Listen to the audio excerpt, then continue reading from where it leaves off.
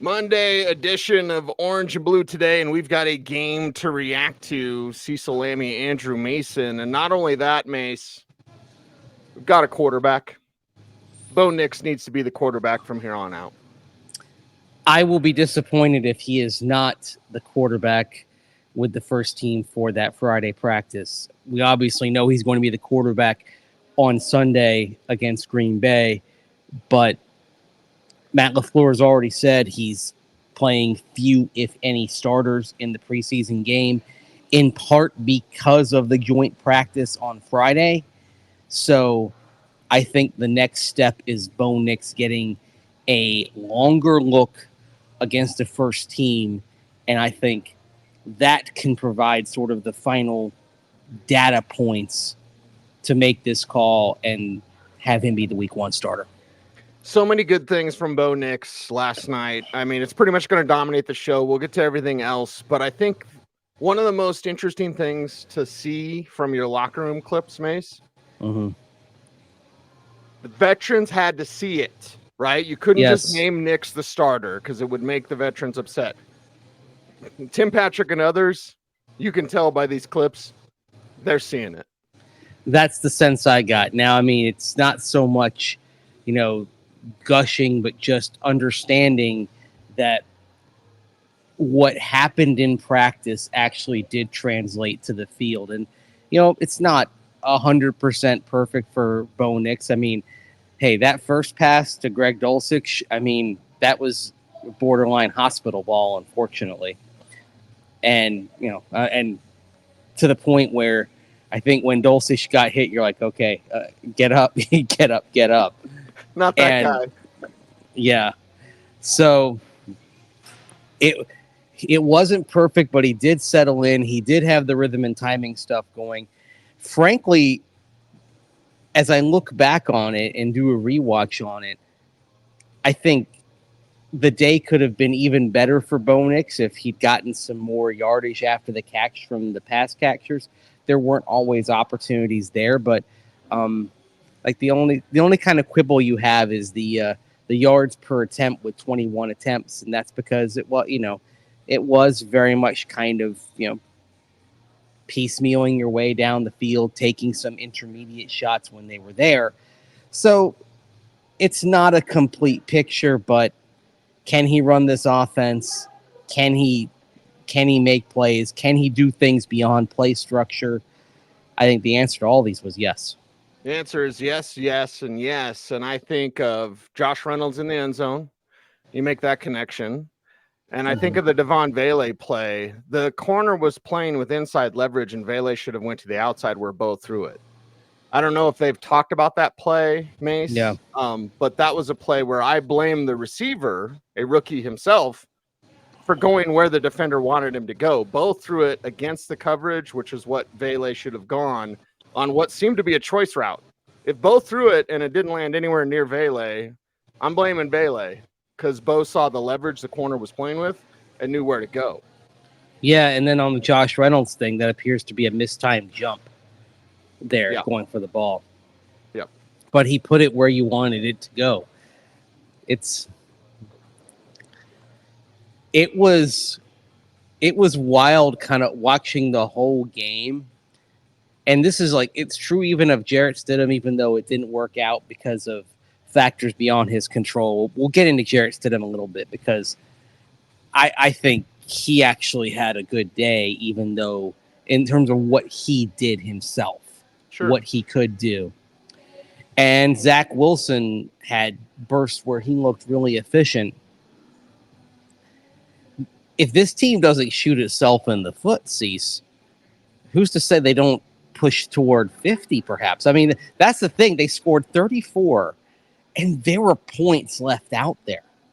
Mm-hmm. I mean, you could have scored on the first drive if not for the taunting penalty and a couple of false starts. You could have scored on the second drive if not for a holding penalty, and then Samaje Perine not being able to hang on to a well-placed pass that should have turned 2nd and 20 into 3rd and 2 with yardage after the catch because he had space to work with. this offense all up and down the depth chart was humming. And it gets you excited. Do we want this all to be good feelings, or do we want to say, okay, there's some worries? There's some depth worries. I'll say that. There's some depth worries on defense, is what I'm gonna say. Mm-hmm.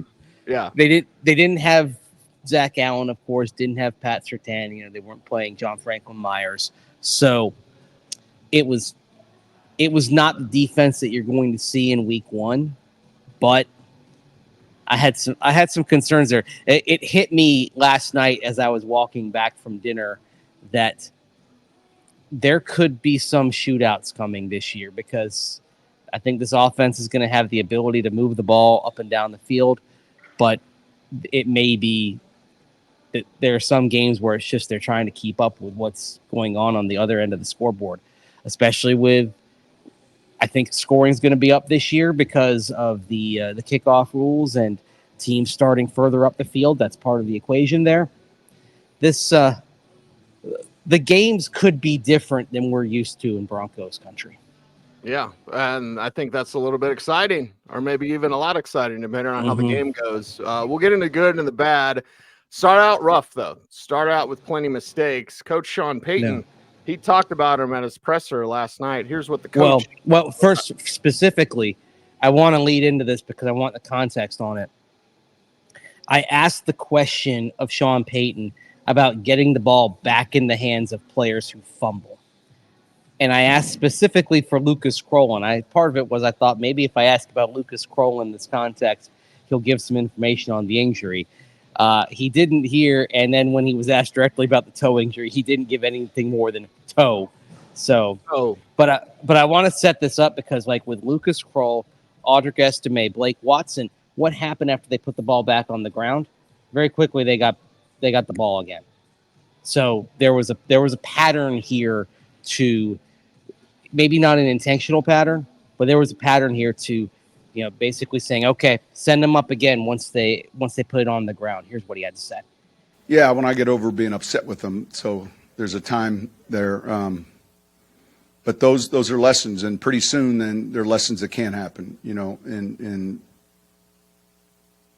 that was something I talked about last night. I told the coaches that that's one concern I have, is the ball security in this game coming in. And it kind of manifested kind of how I thought, unfortunately. I mean, they do a good job of holding players up, stripping the ball. That was Audric's, turnover. We had the exchange problem late in the game. And then obviously, those are things that you hope to be cleaning up before the regular season starts. I think there was a genuine sense of concern there about the ball security. We've seen a bit at training camp. I mean, yes. Watson's fumbled, maybe not Kroll as much, but like we've seen some ball security issues at training camp, and the exchange issues are the one things that concern me. Yeah, Kroll's had some drops in training camp, so him putting the ball on the ground, it wasn't a great shock to me. Blake Watson, the ball security issues have been pretty tangible. Even yesterday, when he got on the field, the first kickoff that went his way, he muffed in warmups. So it was like, oh boy, you worry it might be in his head a little bit now. So again, I mean, these are depth pieces. So, they're depth pieces, but you might have to rely on that depth at some point. I mean, Lucas Kroll, depending on the state of his toe injury, is going to play this year. Audric Estime is going to play this year.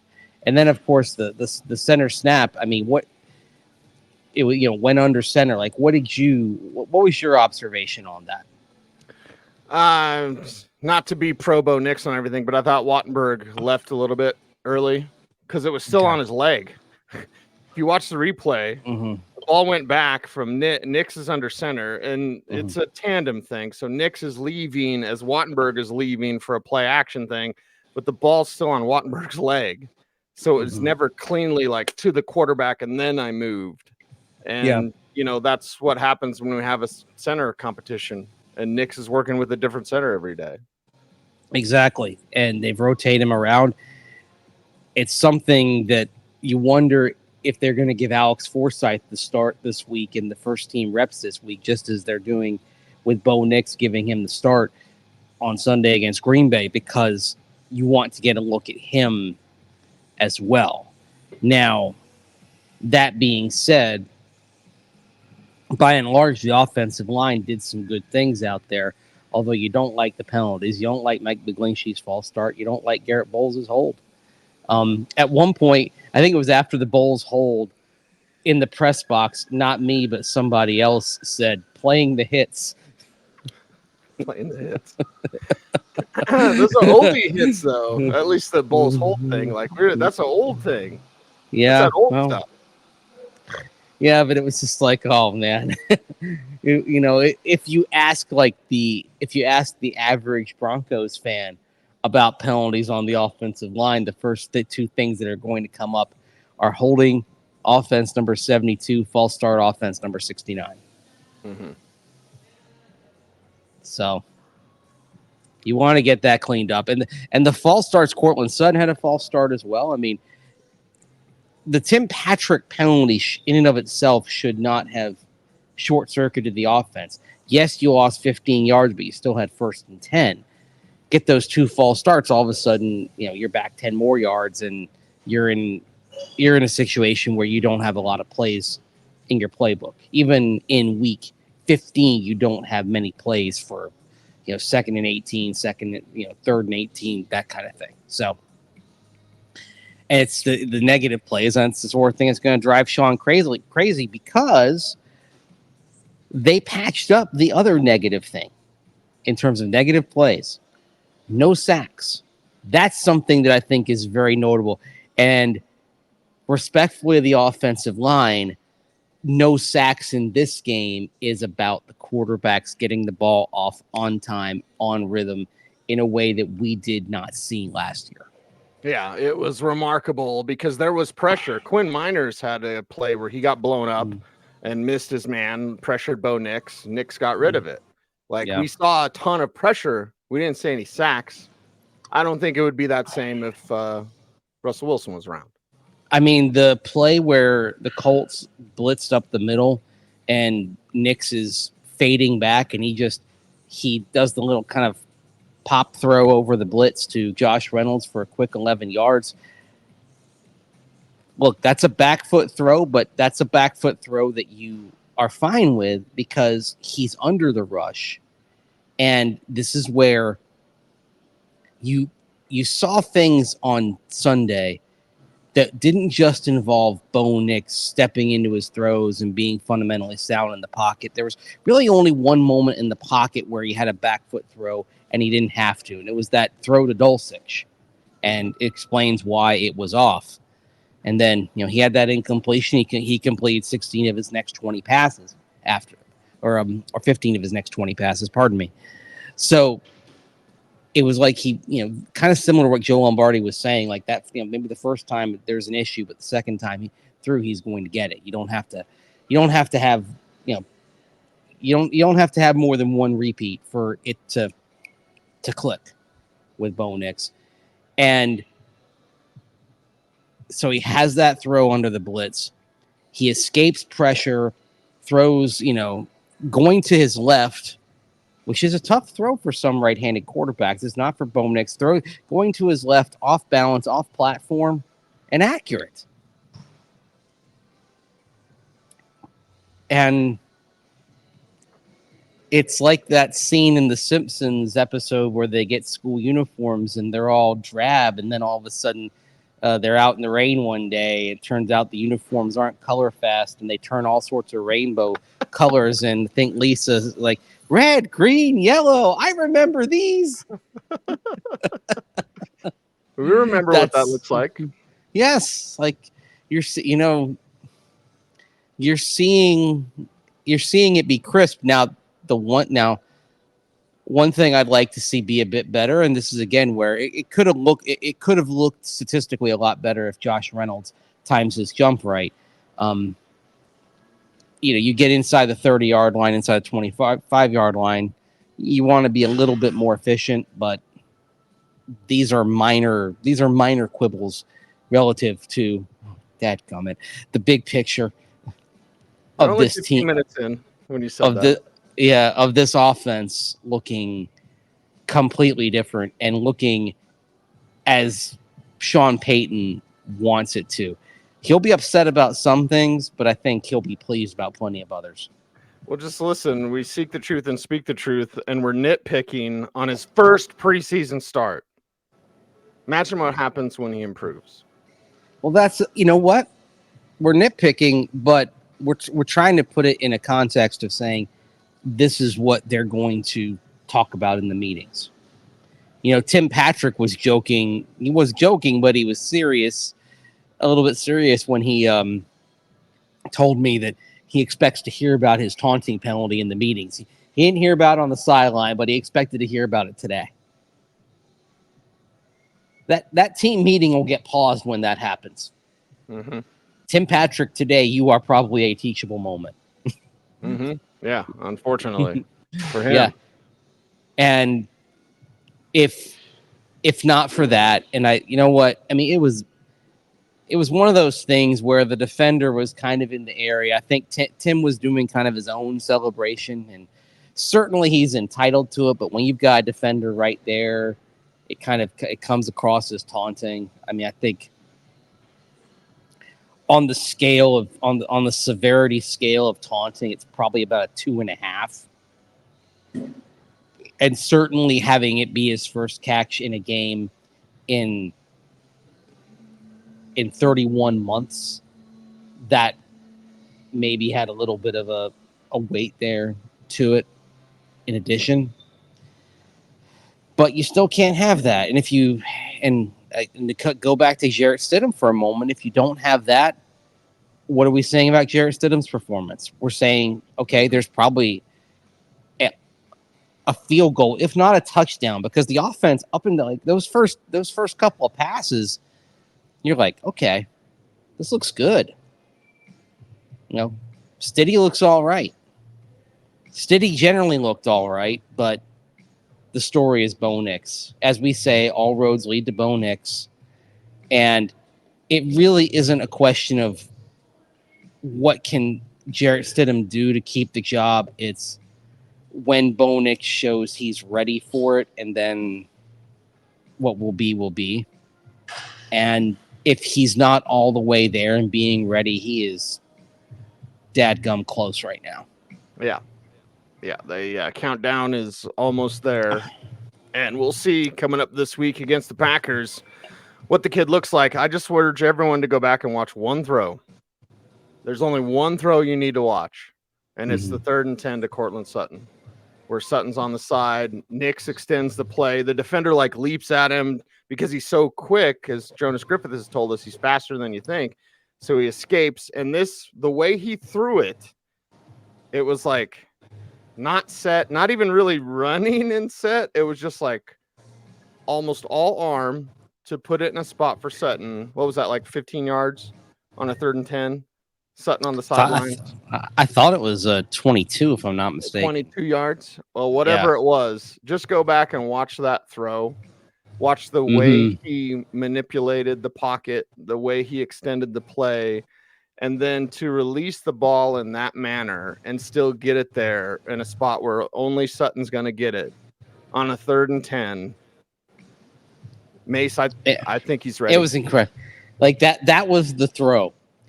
And as I'm watching that, the way Bo's kind of spread out physically and the way he wings it, he kind of gets off his feet a little bit. I had Mahomes vibes watching that throw. Yeah. And then I think there was a still picture where it's it looked like a Patrick Mahomes throw. Mm-hmm. Coming off his hand. And that it was hard not to get excited watching that, just appreciating a really nice play. And look, we know that when Bo Nix settles in the pocket, it's going to be on time, on rhythm. I think we saw that he's probably, as he settles in, he's probably going to be in the neighborhood of 70% in completion percentage. Adjusted completion percentage will probably be higher. But the ability to leap beyond the play structure and the play design, that's a skill every quarterback has to have, or they're just going to be mid. Nothing wrong with that. But if you're going to be special, you have to be able to make that kind of throw. That was a special throw. Mm-hmm. He's throwing to his left. He's using the middle of the field. I mean, it's nice to see throws all over the place. Mm-hmm. It's, the field is what, 53 1/3 yards wide. Use it. Using Use the it whole to your thing. advantage. Yeah, use it to your advantage. It's not as wide as it is in Canada, but take advantage of it. Last couple of years, the Broncos didn't take advantage of it. Now they can. Okay. I like the pass to Marvin Mims too. I think a lot of fans, yeah. at least on my Twitter timeline, may, oh wow, the arm strength. We don't have to have the arm strength question with Bo Nix. The arm's plenty fine. The club that he doesn't have in his bag is the off-platform, off-balance 60-yard rope. Okay?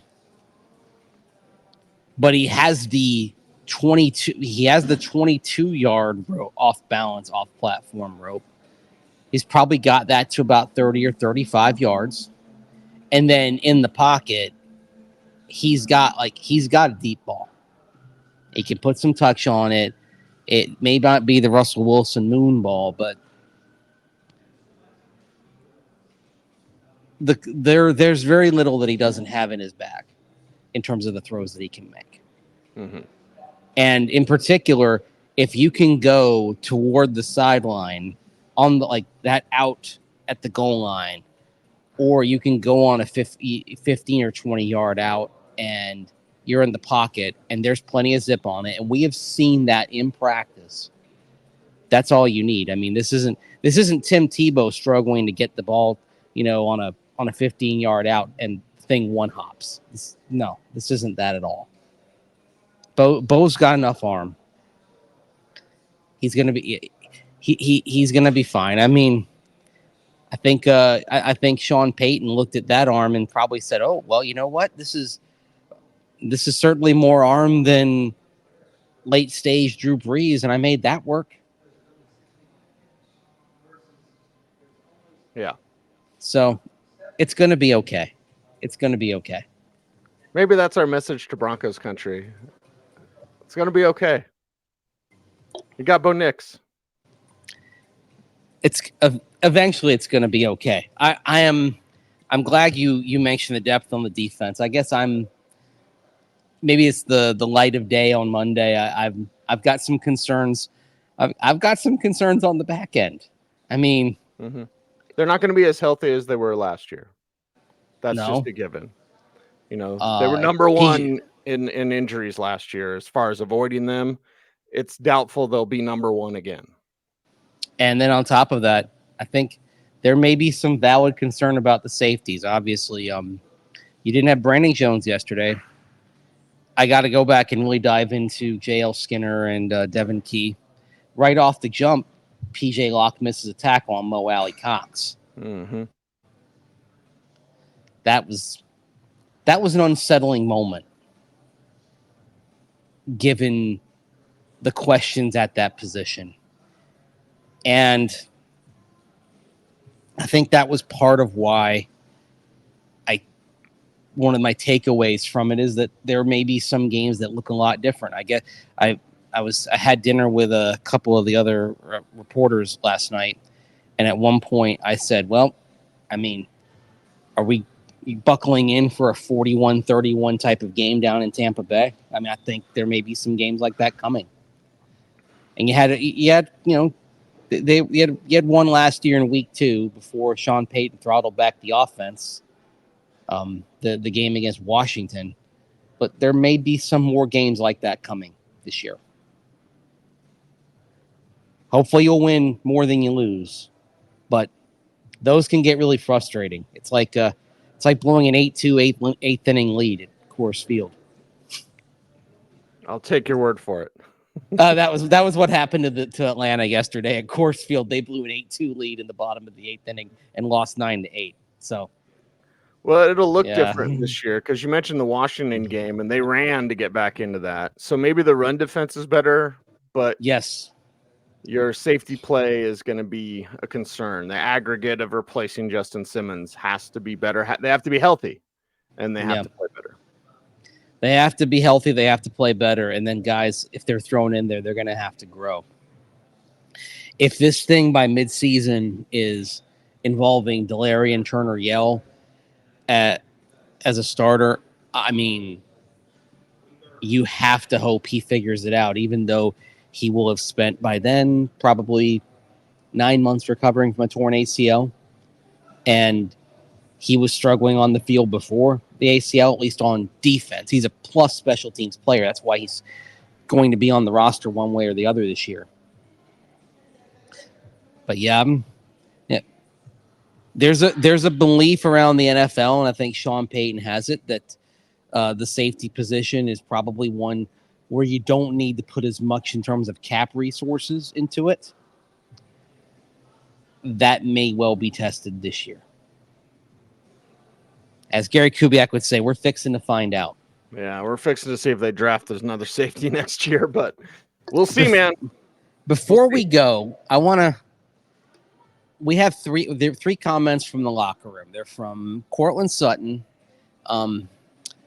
Tim Patrick, and Mike McGlinchey. Let's start with Tim Patrick real quick, talking about Bo Nix and what he saw from him. Same thing he's been doing in practice, just making plays, taking charge of the huddle, and just being Bo Nix. Same as practice. You were to go back to a point you made earlier about the step that you had to have in order to get the veterans to buy in. It's doing it in actual gameplay rather than just in practice. Right. Mike McGlinchey, coming up here, said something similar. Here's what he had to say. I thought he did great, just like he has been, all training camp. I think he's incredibly mature and collected and understands his role. And I think he's done a great job with the way he's handled everything. I think he's shown gradual improvement and at times really great improvement all throughout this training camp. And I think today was no exception. He played his balls off out there, and I'm just proud of him and excited to see where he can go. Played his balls off.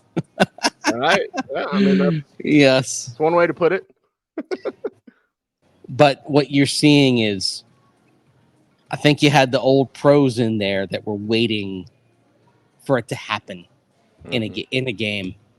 That, okay, hey, good against remotes is one thing. Good against the living, that's something else. Yep. To me, the final step's going to be, again, and I don't know what Sean Payton has planned for Friday. I think you have to have Bo Nix with the ones on Friday. He has to go up against Rashawn Gary, Jair Alexander, a pretty good Green Bay Packer defense. I think that's the key. I think that is the final piece of the puzzle here. And then you go from there. But if you see the decision making, if you see the ability to do things off script and beyond structure, the ability to make a good decision to take off. He made some good decisions to scramble against the Colts. If all that is there, then checkmate. You make Bo Nix your week 1 starter and you go from there. And again, this isn't about Jarrett Stidham. It's Stiddy's a really good dude, but this isn't about him. This is about the guy that you drafted number 12 overall. And the moment you drafted a quarterback that high, he became your putative starter. Clock Your starts putative ticking. number one. Yep. The other thing he got out of yesterday, I mentioned on social media what he did on third downs when he was either running or when he was in a quarterback play. And a quarterback play is a run, an attempt, or a passing attempt, or when you're sacked. On 6 quarterback plays on third down, the Broncos converted 4 with Bo Nix out there. So that's a really good sign. The third down conversion rate, 66.7%. And he was 4 for 5 passing on third down, including the touchdown pass. So when I look at a quarterback and seeing, okay, how are they handling higher leverage situations? You look at red zone, third down, 2 minute. We saw some red zone, saw some positive indicators there. Third down, like I mentioned, and then there's the 2 minute period where, thankfully, because give a hat tip to Keydron Smith, he's at least got a practice squad spot after making a play on the ball to, as a reward for giving your offense another chance at the 2 minute after Lucas Krull's fumble. And that 2 minute drill was really key in terms of how Courtland Sutton perceived Bo Nix's day. Here's what Court had to say. Biggest thing is, how they handle the situation, the poise, this is preseason and the games might not count, but these reps are as important as they can be. And, see a guy go in there and, how they control the huddle, how he manages the situations that he gets put in. And he got put into a situation where he had an opportunity, like I said, to go manage a 2 minute situation. And I think he handled it very well and had a lot of poise, a lot of control. The moment wasn't too big for him. And, the moments are only going to get bigger. This is a preseason, the games don't count, but, come week 1, whoever they decide to put out there as our starter, they're going to have to handle that situation the best they possibly can. And I think in that moment he did really well, and look forward to see how he handles, future moments. The moment wasn't too big for him. Cool customer. Again, it's preseason. The moments will get bigger, but why wouldn't he be able to handle future moments? Because yesterday, even though it's the preseason opener, it's his first time out there, and there are going to be butterflies. Sure. Man, he was excited. Looking at him in warm-ups, he often had this big smile on his face. Like he was so giddy to be there. And he settled down, he played good ball.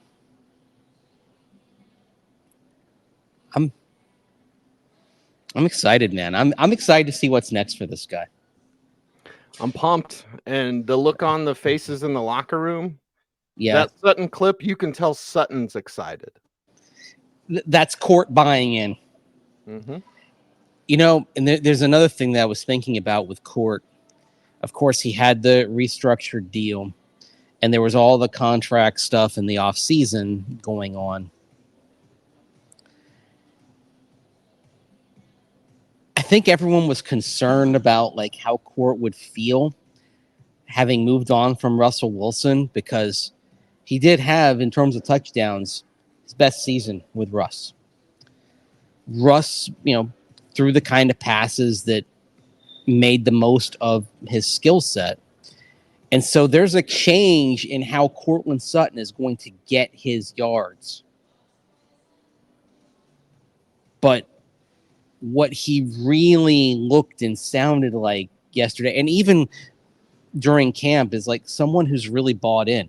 Courtland Sutton and Tim Patrick, the two of them are tight, and they both come across to me right now as two guys who've bought into Bo Nix. And they're vets. They're among the older players on this team. They're among the leaders on this team. Other than Garett Bolles, they've been around longer than anybody else. And they're all in. And I think that's a huge sign. I think that's a huge sign as well, that they're that you've won them over. It's It's a good day, Cease. There haven't been a lot of good days in Broncos country in the last few years. Today is a good day, and you could see in the social media reaction the excitement that people had. There was a juice yesterday that we haven't seen in a while, and certainly one that you don't expect for a preseason game. And it's because the kid responded. He'll have bad days, no doubt. But if you stack enough good days and then you have a bad day, the thing that happens is you say, okay, no worries. You'll get him next time. There's a success equity involved there, success reservoir that you can build off of. So it's a good day in Broncos country, whether you're in Colorado or elsewhere. I'm still here in central Indiana. It's a good day. It is a good day. Offense was humming. Bo Nix has done it. And we'll keep doing it some more. And we'll keep being here for you as we continue on with this program on YouTube. But Mace, we need people's help on YouTube. How, in fact, can they do that? Like, comment, share, subscribe, hit that notification bell so that you never miss vid. That's right. He's Andrew Mason. You follow him on all the socials at Mace Denver. I'm at Cecil Lammey saying OBT's BFD. Thanks for watching. Stay tuned and stay frosty.